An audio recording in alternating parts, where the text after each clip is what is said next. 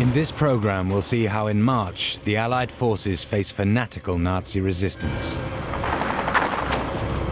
And the Western Allies discover the horrors of the Nazi regime.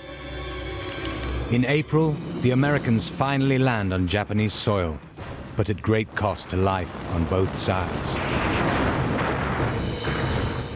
The Americans allow Stalin to take Berlin as his prize, and Britain starts to realize they're out in the cold.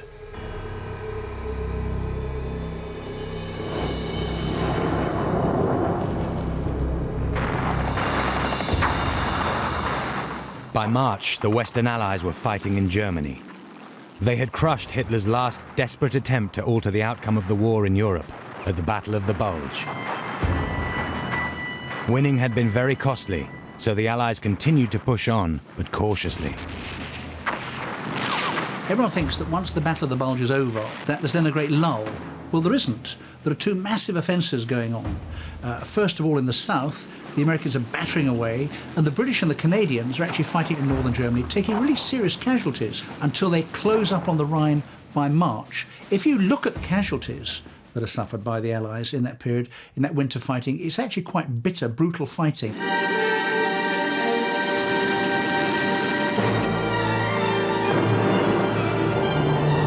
The Western Allied generals had very different approaches to the final assault on Germany, and tensions ran high. Britain's Montgomery pressed hard for a pointed, sharp thrust towards Berlin. However, Eisenhower, the supreme commander, ordered a steady advance into Germany on a broad front. The British commander, Montgomery, was strongly demanding that the pace of the attack on the Germans should be raised. Eisenhower refused. Eisenhower didn't want to waste American lives in a race for Berlin. And here was Eisenhower, absolutely determined that although he was going to push on into Germany, he was not going to have any more nasty surprises. He was going to do it very slowly and carefully. And he didn't really see any advantage in pushing hard and fast, because the Allied zones of occupation in Germany had already been agreed. So all they wanted to do was complete the defeat of the Nazis at the lowest possible cost. The Allies were closing in on both sides. The Red Army was busy bringing up supplies and men for the final assault on Berlin itself. On the 4th of March, they established a bridgehead across the River Oder, just to the east of the city. For the Western Allies, crossing the Rhine was to present a major problem. Retreating Germans had hurriedly blown up all the river's bridges. But there was one still standing at Remagen, which the explosives had only managed to weaken. 2 weeks ahead of schedule, the Americans crossed. The last great offensive on the west is the attack across the Rhine. And Montgomery, in his rather slow and careful way, closes up. And there's going to be a big set-piece crossing of the Rhine. First of all, the Americans seize the bridge at Remagen and scuttle across it quickly. Hitler's furious and orders the 4 officers to be shot. And he throws everything against the bridge, but by that time the Americans have established a bridgehead. The Americans' premature crossing of the Rhine infuriated Montgomery. But Eisenhower sent reinforcements to help secure the bridgehead. In fact, the weakened bridge only held for a few days, but it gave the newsreels something positive to report. Further upstream at Remagen, the Americans are over already. Across the bridge that some patriot of Hitler's Germany forgot to blow properly. But though still a bridge, its girders are cut through. Its weakened steelwork groans under impossible strains. After only a day or so, the entire structure falls into the Rhine, but its job is done. The Americans are over in strength. Some 8,000 Americans managed to cross the river before the bridge collapsed.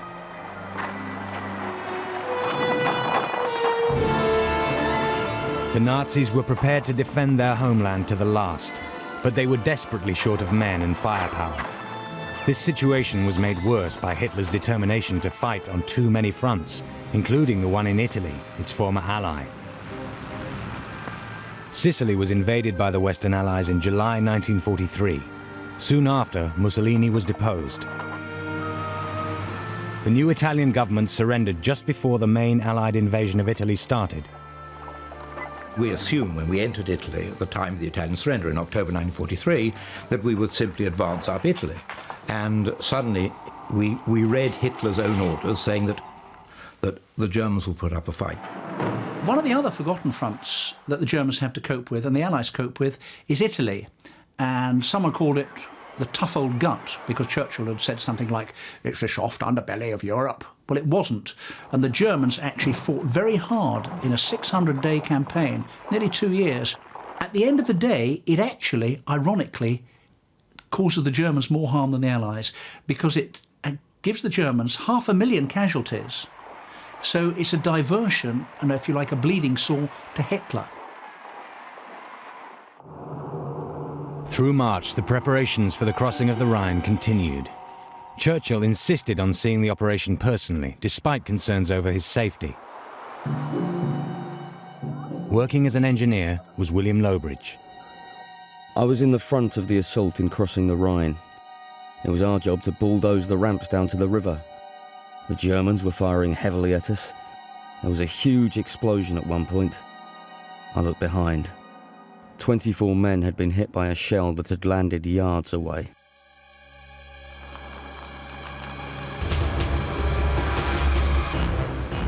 Crossing the Rhine was a massive operation, involving nearly 60,000 engineers, the construction of hundreds of pontoons, and transporting tons of supplies. They even used smoke machines to conceal troop movements from the German artillery. The main crossing began on the 24th of March, led by the 15th Scottish Division and followed by 120,000 American troops.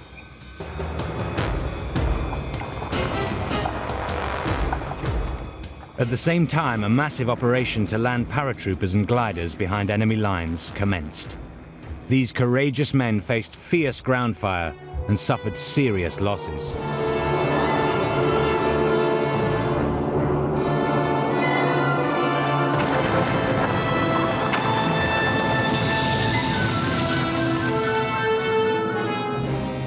Typical Montgomery launches this huge, almost mini D-Day crossing the Rhine, where it's very wide, it's 500 yards wide, in some parts it's 1,000 yards wide. He uses marines and landing craft and smoke and bombers, and there's this tremendous set-piece battle where he crosses the Rhine and establishes himself on the eastern bank of the Rhine, and they are like a dagger pointing into the heart of the Ruhr, and it's really the beginning of the end for Germany. The German soldiers, now out of fuel and food, were forced to beg for supplies from local factories. They were an easy target for the Americans, as 19-year-old Curtis Whiteway witnessed. I pulled out my binoculars and scanned the field above us. Dead and dying Germans were all over the field, some crying out in great pain, others lay motionless. Some of the wounded started to cry out the names of their loved ones, over and over. Then more cried out as they were dying ever so slowly. It was eerie and ran chills up one's spine to have to sit there and listen to the cries of so many men. It went on for hours as dusk fell. Then slowly, one by one, the men on the field stopped calling out as they died that night.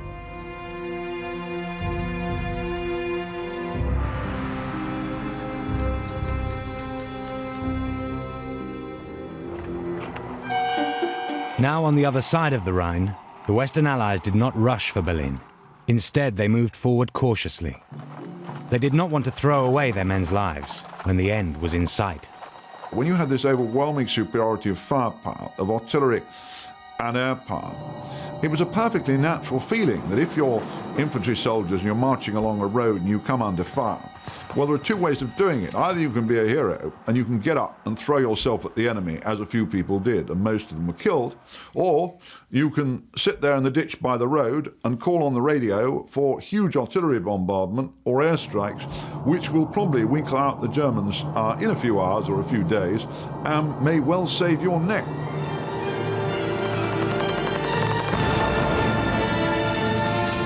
In the Pacific, the Americans had made headway against the Japanese, but they realized that there was going to be no easy victory. the Americans are closing in. The Americans are closing in two different directions.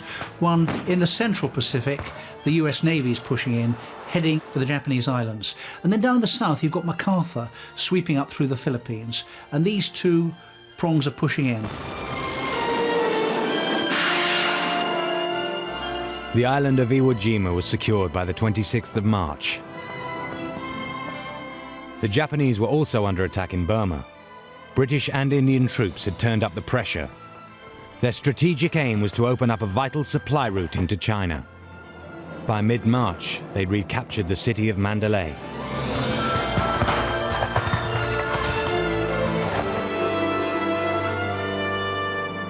For some months now, Japan had been unable to defend itself from air raids. The Americans had been bombing their cities continuously. Then, in mid-March, they switched to a much more deadly, low-level firebombing strategy. The United States Army Air Force institutes a campaign to firebomb the Japanese cities. They are hugely successful. The only thing that stops them going on is they actually run out of firebombs. On the night of the 9th of March, the Americans dropped 1,700 tons of incendiary bombs. Some 16 square miles of Tokyo were destroyed, and over 100,000 people died in the firestorm.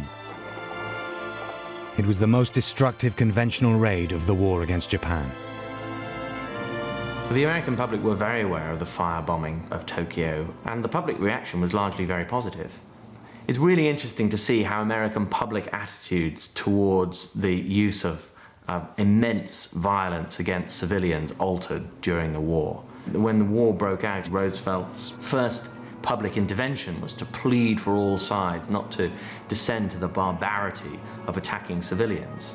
By 1945, the massive scale firebombing of Japanese cities was accepted by the American public. Huge support, and this was opinion poll. 75–80% of the American public approved those kinds of firebombings. Of course, there wasn't reporting in the American media which showed the cost of human lives. There was very little in Time or Life magazine which would give them an impression of the way in which, for example, Japanese people in Tokyo boiled alive by jumping into canals and ponds as the city was burning around them. So in that sense, it was easier for Americans to applaud these kinds of tactics.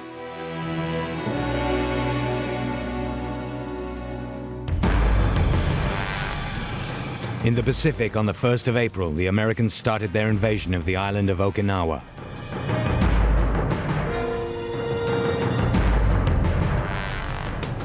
The Japanese allowed them to land on the beaches. As the Americans advanced inland, only then did the Japanese unleash a fanatical attack. At Okinawa, the Americans also discover a horrible truth about dealing with Japanese civilians. Not only is the whole Japanese garrison killed off eventually, not only do the Americans have to get them out by what they call blowtorch and corkscrew operations, which means basically put a flamethrower down every trench and then throw a grenade in to get the Japanese out. When they finally take the island, the Japanese civilians line up. They have a fantastic last banzai bayonet charge, and they have to be dealt with. The Japanese generals commit mass suicide, and the Japanese civilians jump off the cliff. The fanaticism of Japanese resistance on Okinawa shocks the Americans, it shocks the American planners, and it makes them realize if they're going to try and take Japan proper, it would be like eating a porcupine.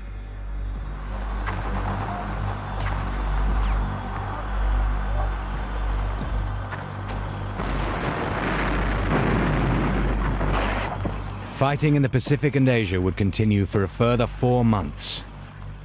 In Europe, the war was nearly over, but Allied soldiers uncovered the Nazi concentration camps. This was an even greater shock to a world weary of war.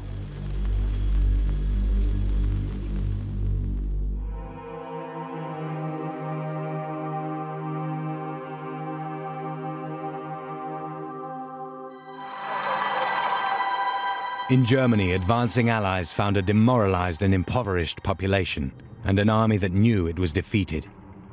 Hitler continued to mount desperate counterattacks which made no military sense, but resulted in thousands of deaths.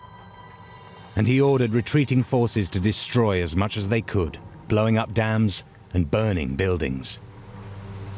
Hitler in the last months of the war made plain that it was a matter of absolutely no interest to him at all who did or did not survive, or what of his own country did or did not survive defeat. And indeed, he seemed to have decided that if he could not have victory, that at the very least he would have a cataclysm worthy of the Third Reich as he saw it. It's as if the Nazis in those last months, there they were clinging by their fingernails to the precipice, and they knew that they were going to fall in. And they just wanted to drag with them as much of humanity as they could possibly achieve. Once over the Rhine, the Allies attempted to take Germany's industrial heartland, the Ruhr. It is debatable if any real armaments were still being produced there. What is certain is that the Allies found themselves facing an enemy whose morale was finally starting to collapse. They surrendered in large numbers. Securing, housing, and feeding these prisoners of war slowed the Allied advance even further. In the spring of '45, when the Americans break through and encircle in the Ruhr pocket Modell's army with its 400,000 men. And there are many stories told of Germans surrendering en masse when the great psychological collapse happens in April 1945, surrendering to the Allies and saying, now we've got your tanks, will you help us keep the Russians at bay? The Germans were terrified by the Red Army advance because it was known that the Germans had behaved appallingly in the east, and they knew that they would be shown no mercy by the Red Army troops who'd lost relatives in the fighting on the Eastern Front. The Red Army had to wait for reinforcements for the final assault on Berlin. Further south, they had liberated Hungary by the 4th of April. And by the 13th, after fierce resistance, they had taken the Austrian capital, Vienna.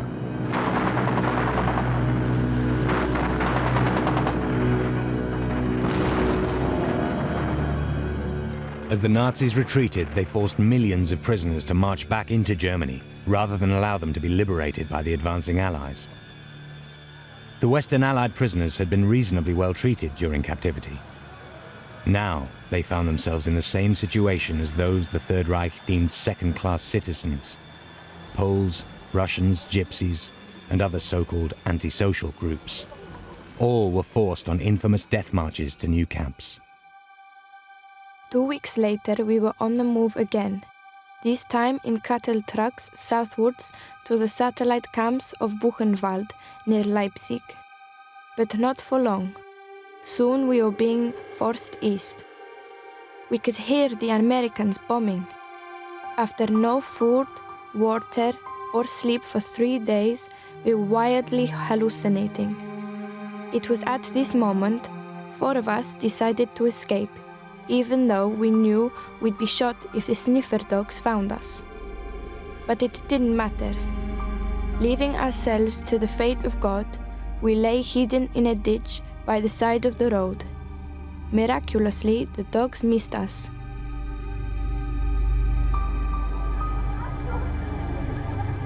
Many on these terrible marches were civilians that had been taken from occupied territories and forced to work as slave labor for the Third Reich. One of the biggest problems for the Nazi Empire in 1944-45 was it was desperately short of manpower, that every man capable of bearing arms had been conscripted into the Wehrmacht or the SS and sent to fight. And that left them desperately short of people to keep the factories going in Germany, to build the tanks, the shells.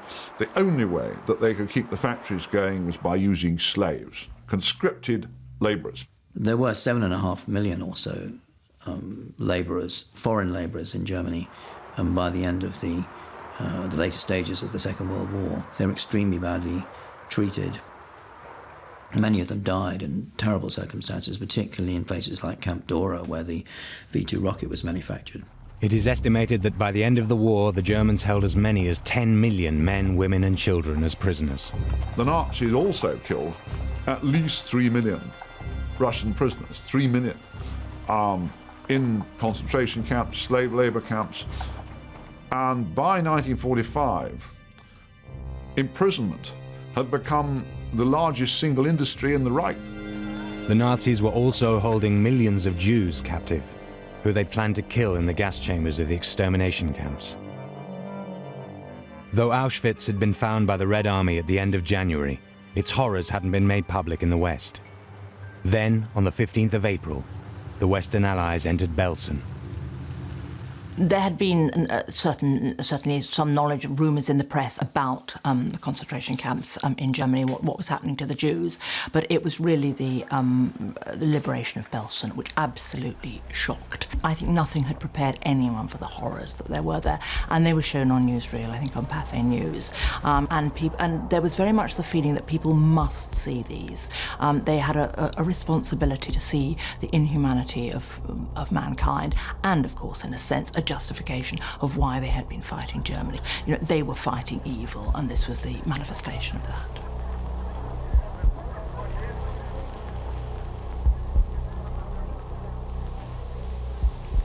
I've been here 8 days. This morning we buried over 5,000 bodies. We don't know who they are. Behind me you can see a pit which will contain another 5,000. I am the officer commanding the Regiment of Royal Artillery guarding this camp. Our most unpleasant task has been making the SS, of which there are about 50, bury the dead.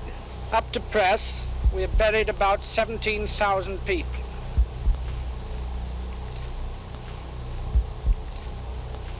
My name is Gunnar Illingworth and I live at Cheshire. I'm at present in Belsen camp doing guard duty over the SS men. April 1945. 1945? Ich heiße Franz Hessler. Ist der 23. April. The things in this camp are beyond describing. When you actually see them for yourselves, you know what you're fighting for here. Pictures in the paper cannot describe it at all. The things they have committed, well, nobody would think they were human at all.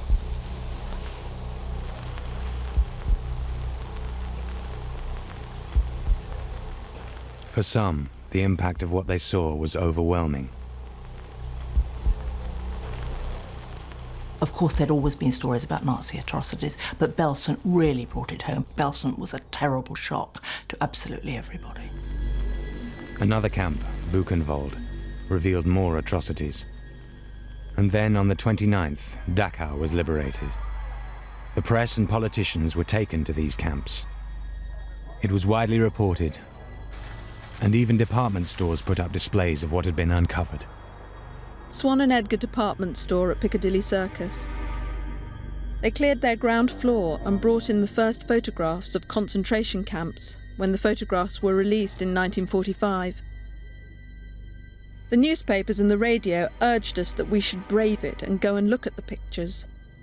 Some were very large, some of them life-sized, on the walls. It was a shock of man's inhumanity to man, and everyone was hushed as they walked around, looking.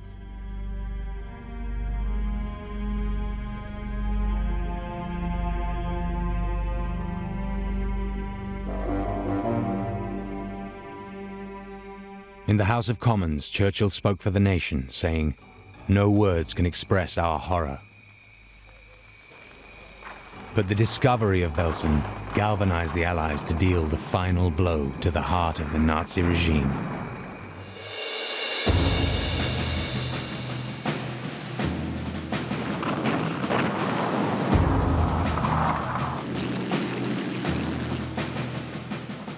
By early April, victory was now certain.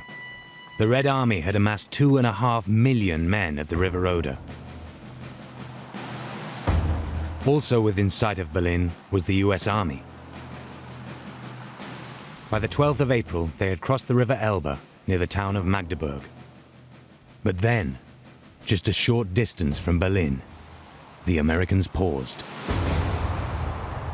But then suddenly, as the Western Allied armies close up to the Elbe, Berlin sort of fades from the picture. And suddenly, Eisenhower sends this signal to Stalin, without consulting anybody, to Churchill's fury, saying there's no intention on our part of going to Berlin. Stalin didn't believe him. He couldn't believe anyone would openly forego the prize. But Eisenhower took the decision which many of us think was the entirely rational one, that it had already been agreed that Berlin would fall in the middle of the Soviet zone of occupation. What was the point at that last gasp of the war of getting tens of thousands of American and British soldiers killed for a symbolic victory? Stopping at the Elbe was the most rational thing they could have done. Even before the Allies entered Germany, they had agreed how it would be run once defeated. It would be divided into 4 zones which each Ally would occupy and govern. It was agreed that the demarcation line between the part of Europe occupied by the Red Army and the Soviet Union and by the Western Allies, the British and Americans and French, was going to be the River Elbe. On that basis, there was no point the British and Americans racing for Berlin.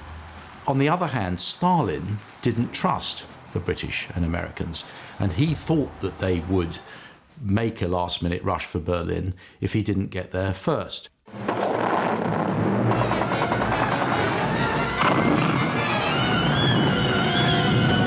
The Allies had agreed Germany's fate, but there was no such agreement about the rest of Europe. The Red Army fought relentlessly in the knowledge that the countries they liberated would be under their control. I think Stalin wanted to go as far forward as possible. He certainly, for example, wanted to install a communist government in Italy. Now, whether that would have required, had the Soviets reached Italy, clearly that would have been, as in the case of Czechoslovakia, Poland, Romania, Hungary, Albania, it would have meant a Soviet government. So moving forward was important for his political agenda, and he had his people, as far as Italy was concerned, he already had his people ready in Moscow to go and form a government. Red Army advances were key to Stalin's political objectives. His soldiers were motivated to fight hard, and little notice was taken of their individual sacrifices. I was part of Red Army liberating forces. We swept across Latvia border to border. At Riga, I was wounded in the right shoulder, but I just continued fighting and moving onwards. Unless you were dead or your leg had been ripped off, no one would send you home for sick leave.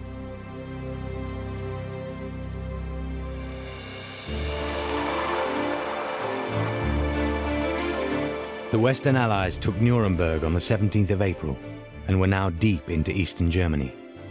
On the 19th, Leipzig fell, and then on the 23rd, they took Frankfurt.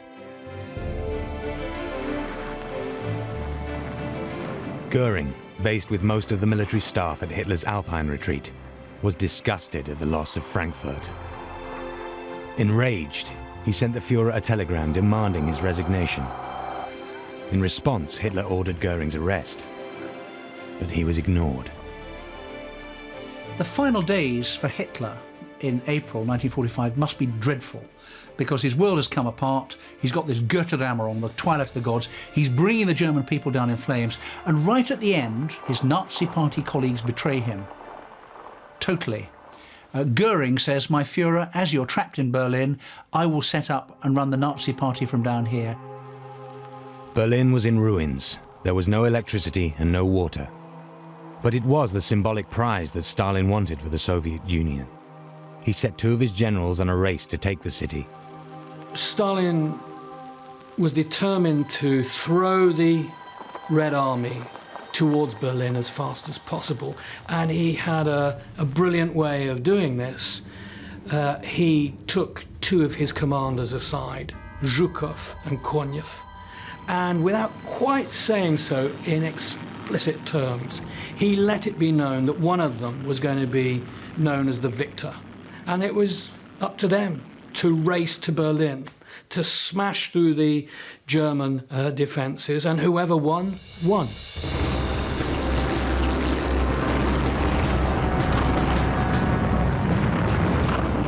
But Zhukov and Konev had a particular rivalry, and what Stalin therefore did was to essentially organise a race. What happened was that Zhukov got stalled, and it took him 3 days to fight his way up onto this rather difficult obstacle.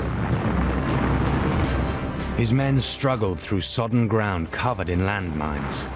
they faced a German army with nothing left to lose. Finally, after 3 days, they broke through. And then their artillery started to batter the outskirts of Berlin. Meanwhile, Konev, his penetration was much, much more successful, and he stumbled across one of the first autobahns, a motorway, which goes straight up into the south of Berlin. A city that was now defended by old men and boys. One of the things the Germans do towards the end, Hitler does, he brings out what's called the Volkssturm, who are old men and young children. These are basically kids and old men who are given an anti-tank bazooka and sent out to hold the line against the advancing hordes.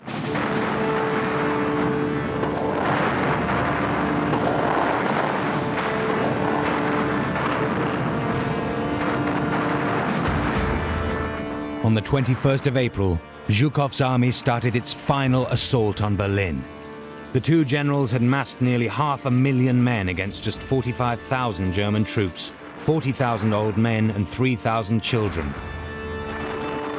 I think it's very hard for us in the West to understand just how big the Soviet offensive was. 160 divisions closing in on Berlin, massive effort. 300,000 Russians killed, I think, in the fighting before Berlin. These are colossal casualties and give some idea of the effort the Soviets put in. Zhukov and Konev had shown themselves through the battles of the last 2 years to be probably the most brilliant commanders of large forces in the Second World War.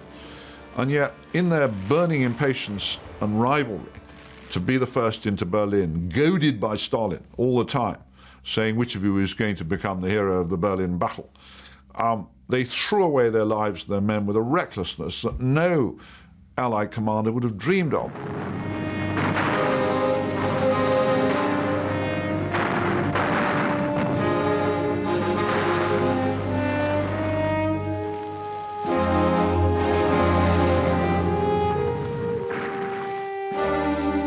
In the last few terrible days of fighting, Germans were also sacrificed in their tens of thousands.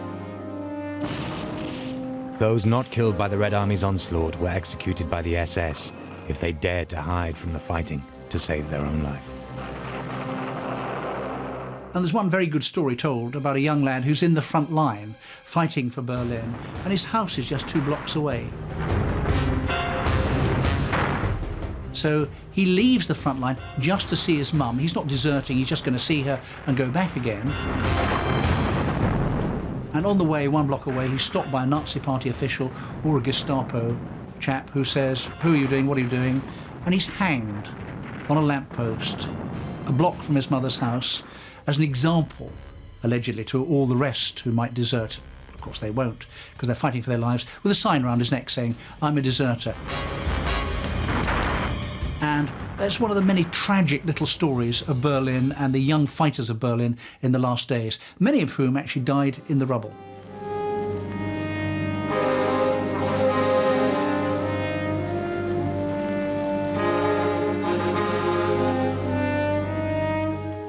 By the 27th of April, the Red Army had reached Alexanderplatz, the center of Berlin. They were just half a mile from Hitler's bunker on Wilhelmstrasse. The final pockets of German resistance had to be flushed out. But after so much sacrifice, the ultimate prize, Hitler's surrender, would elude the Red Army.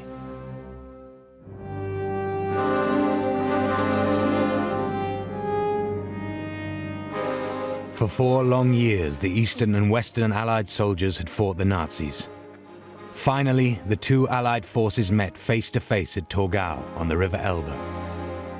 On the 25th of April, American and Soviet Union soldiers shook hands. Then on the Elbe River, boats cross and men wave from opposite banks. With the meeting of Russians and Americans, Germany has been cut in half. The end is now very near indeed. The end that all cannot wait to see. I think it's very interesting, the reaction of the Americans and the British when they first encountered the Soviets coming from the east. I think they were surprised at the sophistication of the forward elements of the Red Army. There's a famous quotation from one British soldier who said that a tank commander was covered in aerials and looked like a man from Mars. We also see film of the Americans meeting the Russians at Torgau on the Elbe, and the Russians are all carrying rather nice cameras, which have presumably been looted from Germans. But the Red Army by 1945 really looks like a professional army.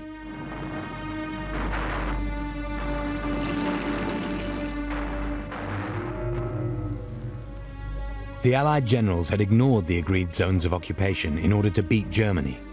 But now that the Nazis were on their last legs, political maneuvering between the big three Allied powers began. The American troops actually advanced very far into the areas which were allocated to the Soviets. The Soviets got Berlin, which was surely the greatest prize, but the American troops advanced right through the area allocated to the Soviets. So the dispute between Churchill and Eisenhower and between Churchill and Roosevelt was, don't withdraw your troops. Now at least you've got so far into Germany, don't withdraw your troops until we have a proper arrangement with the Soviets. And the Soviets said, no, this is our area, leave it to us. And so Eisenhower pulled back his troops, and Churchill was, to put it mildly, very distressed. He felt Eisenhower doesn't understand the political aspect, and he uses that argument with Eisenhower. He's quite open about it. You don't understand the political aspect. And Stalin was absolutely determined that the USSR would come out of the Second World War a global power respected by the United Kingdom and especially by the United States of America.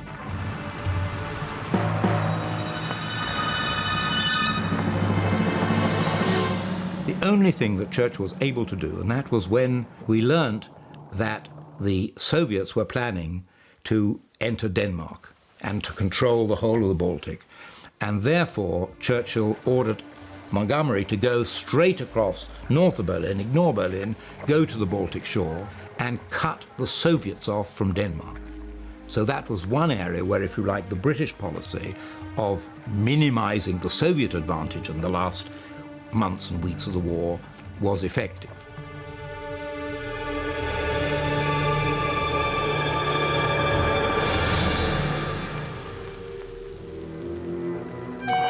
In Italy, the Nazis were retreating.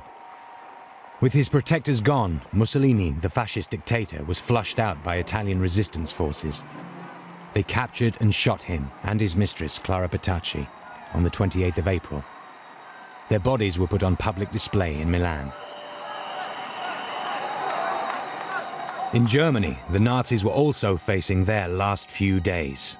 For a minority of Germans who were committed, fanatical Nazis, particularly in organisations like the SS, of course, the defeat was something they were very reluctant to accept. And these are the people who wanted to keep on fighting and who were very much inclined to commit suicide if they did not, once they realised that it was all up.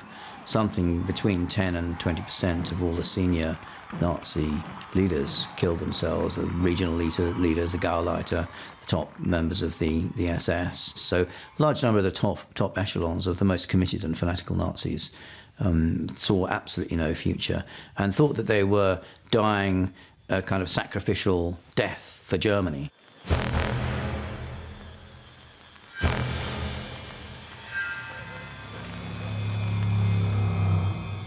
The Second World War, at least tens of thousands, many tens of thousands, perhaps hundreds of thousands, we shall never know for sure, of Germans kill themselves in their despair because they believed that after the Third Reich there would be nothing, there would be just emptiness, there would be no future for them at all.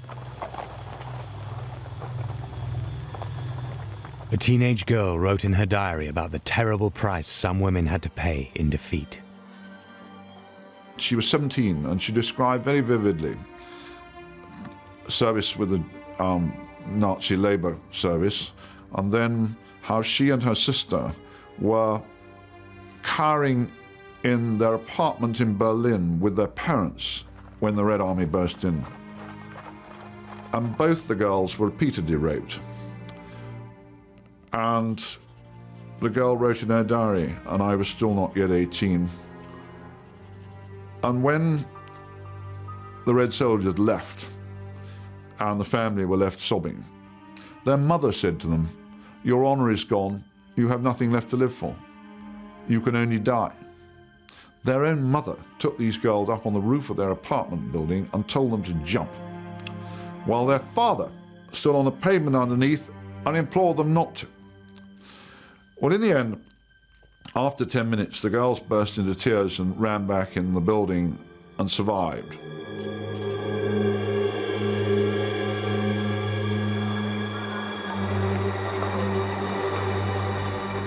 Hitler's bunker was surrounded, but he refused to be taken alive.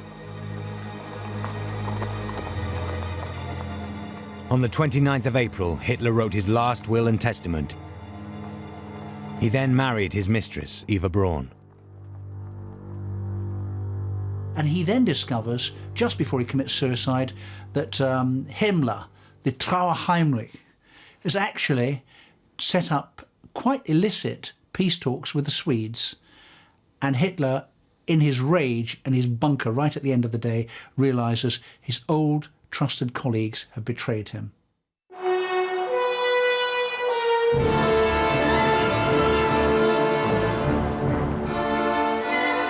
The next day at 3:30 p.m., Hitler shot himself. His mistress killed herself with poison. Hitler's body was then incinerated by SS bodyguards. The petrol cans were found later. The Red Army had focused their firepower on the German parliament.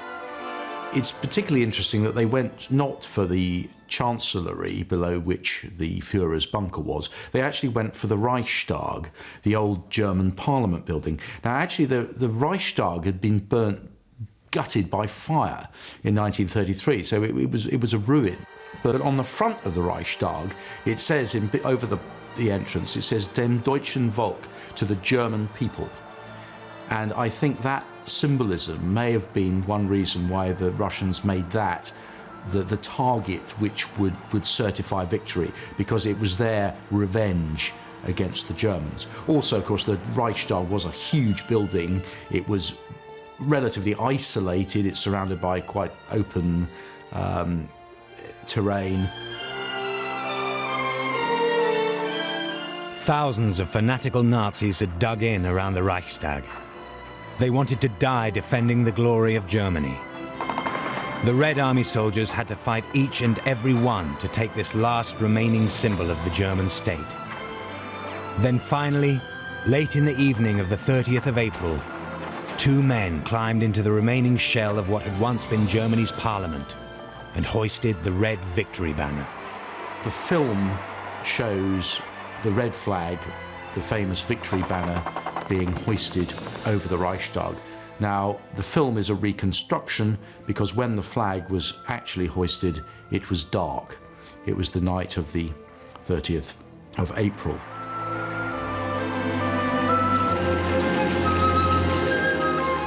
Some friends and I went to the Reichstag. Our immediate reaction was to write something like, "The Russian occupying forces were here," but we had nothing to write with.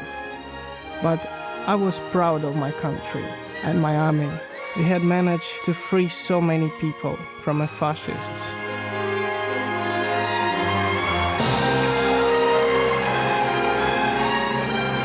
Germany had been defeated. Europe was overrun, countries and people destroyed. But the Allied leaders soon realized that a new battle for control of Europe was about to begin.